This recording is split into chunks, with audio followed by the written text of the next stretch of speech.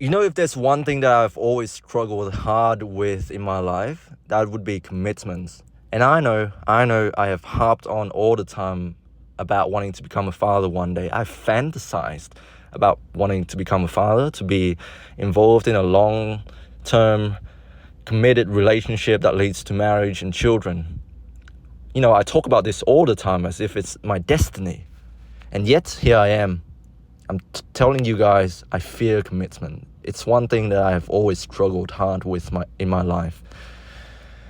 How can I be a father? How could I provide for my family, dedicating my entire life to raising my children, teaching them how to be good human beings and, like loving them, spending time with them when I myself fear commitment? How can I be a father when this is one thing that I've always struggled hard with? I don't know, man. What is commitment?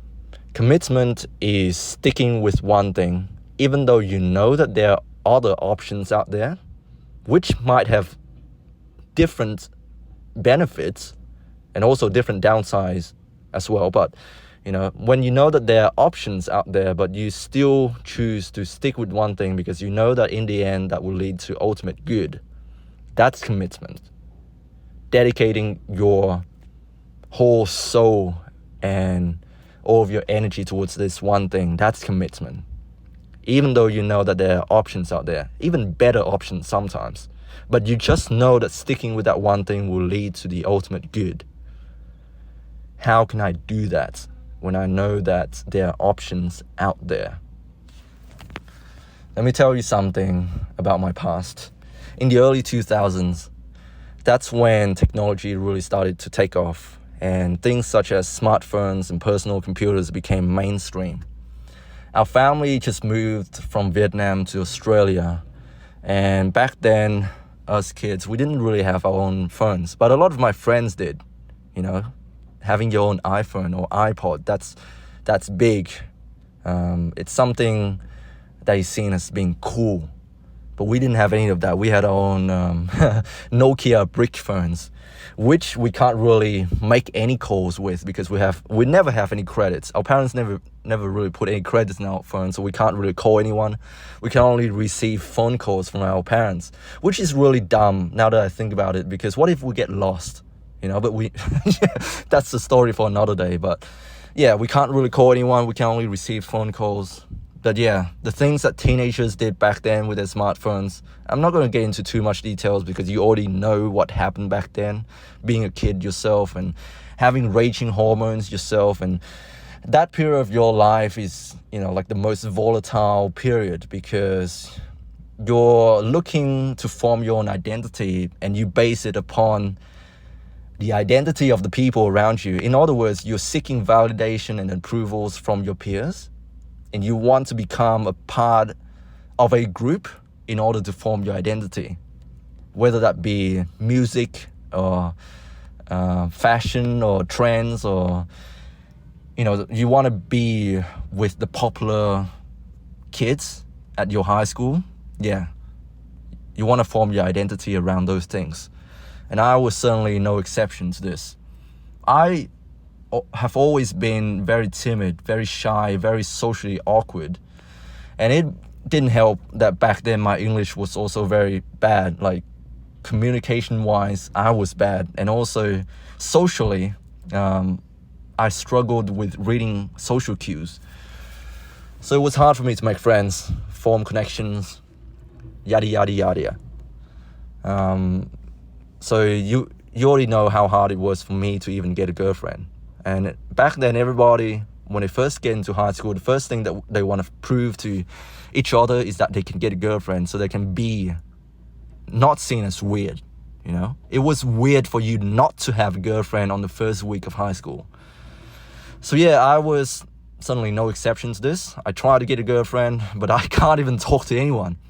So what did I do? Back then, our families had a iPad mini. So my parents bought an iPad mini for both me and my sister. We would share that thing.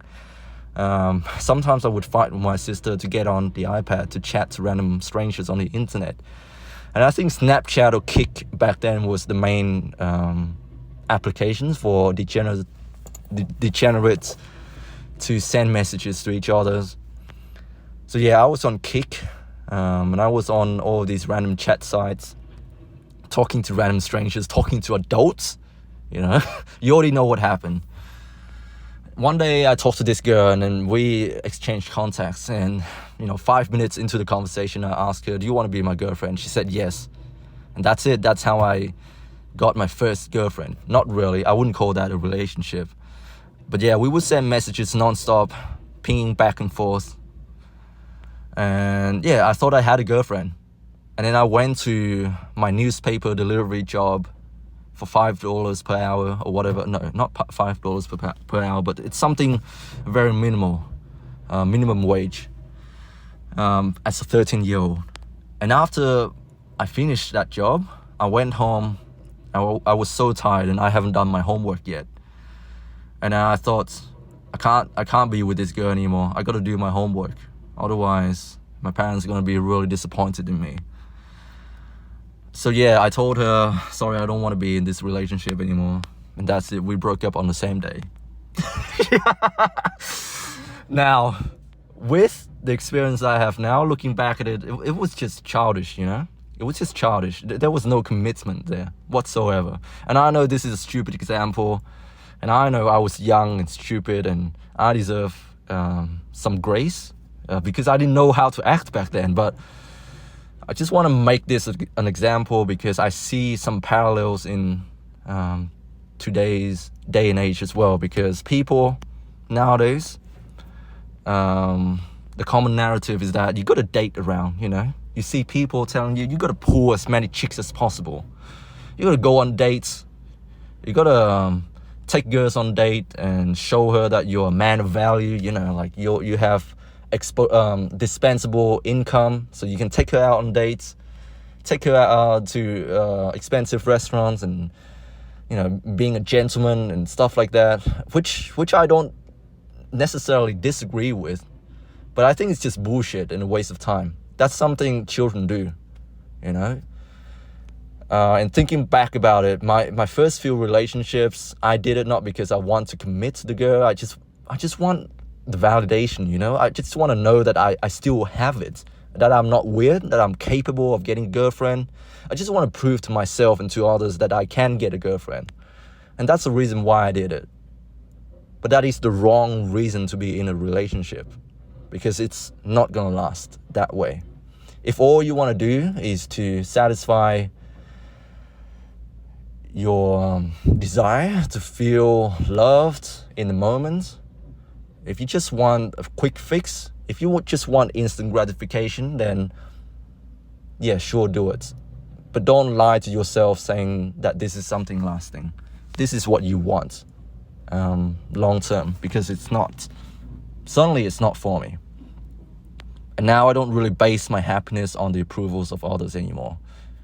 And it did take me a few tries to get to this realization. So if you're not there yet, I give you the grace, and I think it's you should be kinder to yourself, because this life thing, it's complicated, and it's all of our first shot at our own life. So be kind to yourself. Don't beat yourself up. Yeah, that's all I want to say. Yeah, that's not commitment.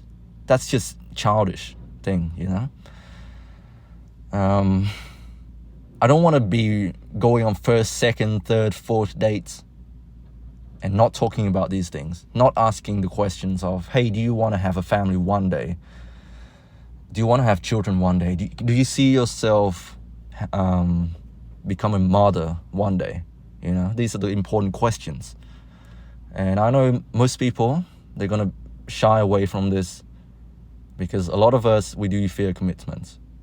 Because we think that we have options, because we think that we can get someone better, but do we really, Is that going to be better for us in the long term? Nobody knows. What commitment is that sticking to that one thing, when you know there are options out there, because you know that by sticking with this, is going to lead to the ultimate good in the long term. And I'm no expert at life, and you can disagree with me, and that's okay. We can be different. We can value different things. And I don't base my happiness on, the approvals of others anymore. My happiness is not based on whether I get accepted. Well, it would be nice for people to agree with me, but I shouldn't let that be the only reason for my happiness, So yeah, you can disagree with me, and that's okay. But what I think is going to give me ultimate fulfillment in the end is not going on endless dates, not dating around, not, feeling good in these little moments. I want something a bit lasting. Anyways, that's all from me. Hope you guys are doing well. Stay strong. God bless. You already know what to do. And I'm going to say something a little bit controversial, but I think every single choice that I make in this life is the best choice. Real talk. Because I don't really know how my life is going to turn out. This is my first shot at life. And whatever happens, I'm just going to make the most out of it. So every single action that I make is the best choice. Realistically. And so are your choices. You already know what to do. Stay strong. God bless. I love you all, and I have complete faith in you.